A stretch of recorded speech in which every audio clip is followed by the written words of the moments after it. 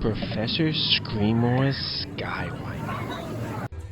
Few Six Flags coasters have a whole area themed around them like Steamtown, and a character that gets his own show. But with the revamp of this area into a steampunk Wild West Steamtown, that is exactly what this Vekoma SLC got. And, on top of that, it has a great setting next to the woods to begin with. But just how good is Professor Screamore's SkyWinder? Find out in this review.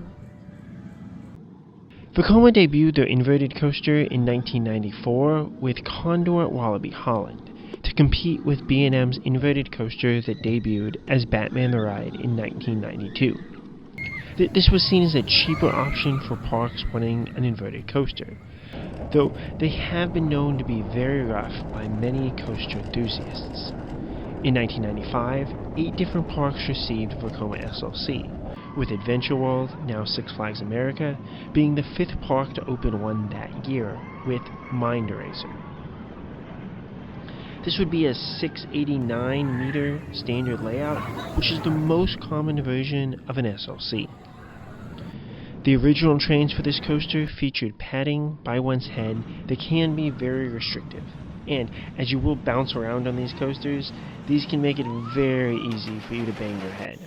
I've had great luck with Vortex at Siam Amazing Park with just leaning forwards to avoid discomfort with these restraints, but I can see why they would be a big issue for many guests. In 2022, Six Flags America closed Mind Racer to refurbish the ride, which included getting new trains for it. Not only was this a nice investment in this coaster, for a park that hasn't gotten many new coasters in recent years, this was a nice touch by significantly upgrading an existing coaster for most guests. Plus, the theming in the area is some of the best that Six Flags has ever done. The River Rapids got a dinosaur time-traveling theme, and the whole area vibrates a nice, clean, modern Wild West feel. To go along with the area, they rethemed the stunt show to include Professor Screamore, which really is a great touch, as Six Flags characters almost never integrated into shows like this. Being in an isolated part of the park, this coaster doesn't seem to get too long a lines. Though with it running one train, it can get a 20+ minute wait on busier days. Flash Pass directs you right to the exit, and you can pick your row first, so the line is very easy to skip if you need to. The largest issue is that with only one attendant checking restraints, the dispatches took a really long time on this coaster, which only added to how much the line can crawl, if it gets long. But being so close to the trees and woods is just an awesome visual for a big coaster like this. As for how smooth this coaster is, I'm not entirely sure. My second day at Six Flags America was at the end of my Virginia trip, and I was beat up from marathoning Twisted Timbers, so I was much more sensitive to vibrations and roughness. My initial takeaway from this coaster was that it was fairly smooth, and my initial takeaway from Roar was that it was pretty tolerable. But both coasters proved extremely bumpy when I rerode them, while I was much more sensitive to a rattle. It seems to be smoother further up in the train, so I'd avoid sitting towards the back if you're sensitive to that rattle.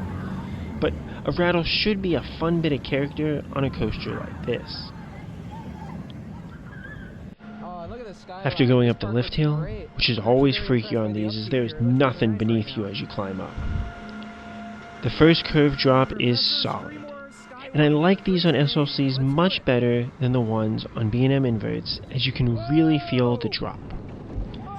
The longer straightaway at the bottom also helps you feel the forces on this ride. Then SkyWinder enters the rollover, which is a fine inversion, giving a bit more character than a Cobra roll, but still nothing too special, at least for me. This is followed by a wave turn, which is an awesome element to see on an invert. This did not hit as much as Vortex's at Siam Amazing Park, so it was a bit less than maybe it could be. The Sidewinder is my favorite inversion on an SLC.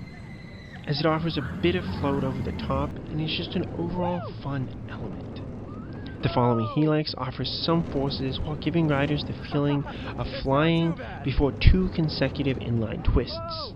These did whip me a bit more than they needed to, so not my favorite part for sure, as it hurt my head a little.